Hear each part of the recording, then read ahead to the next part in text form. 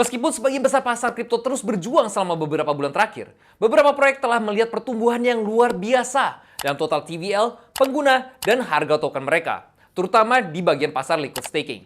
Dan Pendle Finance adalah salah satu proyek langka tersebut. Dan sebelum kita mulai video ini, kita juga ada update terbaru dari CoinVest Asia yang akan berlanjut dari tanggal 24 sampai 25 Agustus tahun ini. Mereka akan mengundang lebih dari 100 pembicara dari industri Web2 dan Web3 yang akan mengungkapkan apa yang akan hadir di Web 2.5.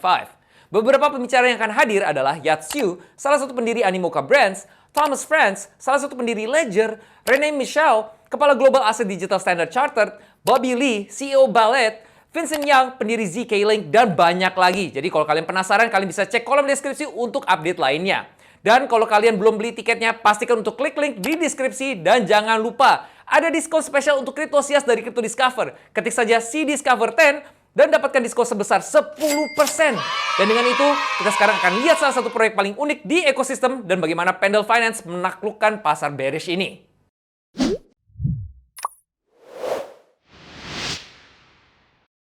Pertama, sedikit latar belakang Pendle Finance. Pendle Finance dipimpin oleh CEO Tien Lee dengan sebagian besar anggota tim lainnya anonim atau semi-anonim.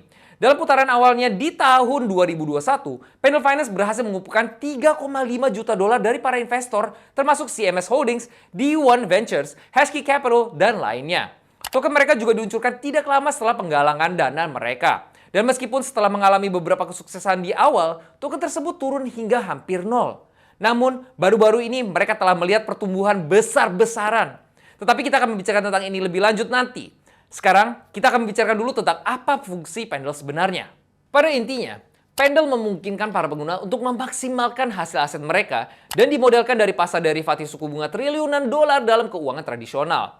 Dengan begitu banyak peluang penghasilan di pasar kripto, Pendle berusaha mengaktifkan strategi perdagangan penghasilan yang lebih canggih bagi para pedagang kripto. Seperti mendapatkan penghasilan tetap yaitu fixed yields, misalnya mendapatkan penghasilan tetap dengan stake Ethereum, kemudian longing yields, misalnya percaya pada stake Ethereum yield yang akan naik dengan membeli lebih banyak yield, dan mendapatkan lebih banyak penghasilan yaitu yield tanpa resiko tambahan, misalnya dengan menyediakan likuiditas di stake Ethereum kalian. Pendle mengambil yield earning assets dan membagi menjadi dua token berbeda, yield token dan principal token.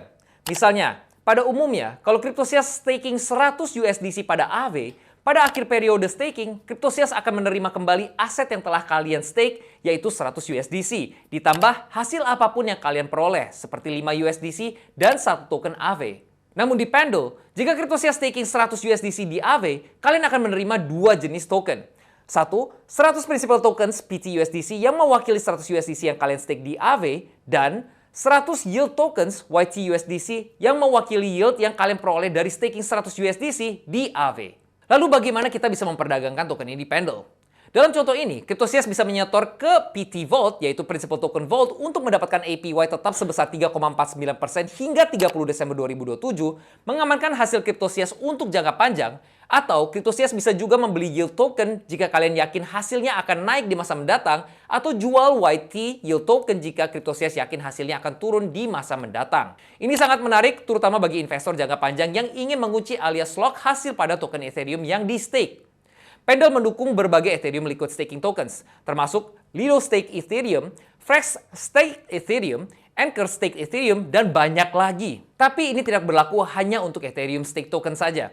Cryptosias juga bisa mendapatkan APY tetap sebesar 3,61% untuk USDT di Stargate, 26% untuk Stake Ape Tokens, 19% untuk Stake GMX Tokens, dan 8% untuk DAI yang di stake di Gains Network.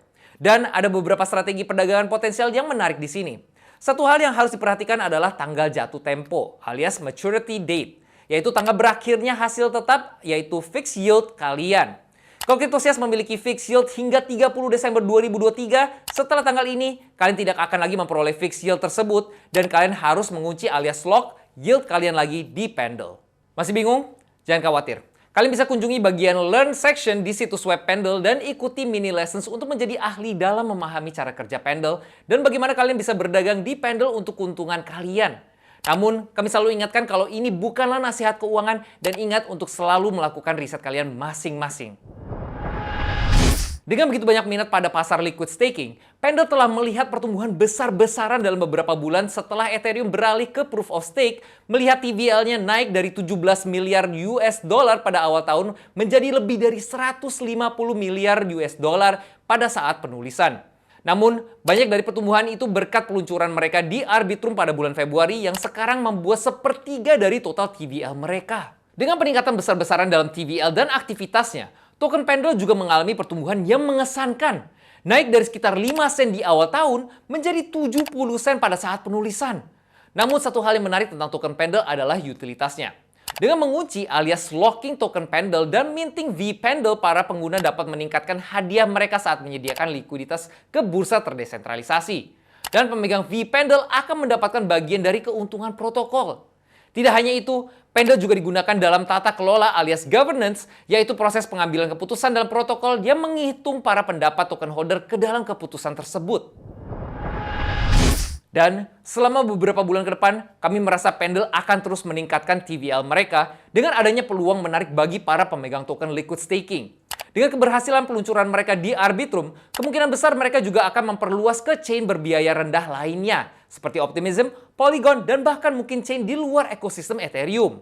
Bagi kriptosias yang menonton video Crypto Discover minggu lalu, Pendle bahkan menunjukkan tanda-tanda mereka akan mendukung VETH, token Bifrost untuk liquid stake Ethereum dalam waktu yang dekat.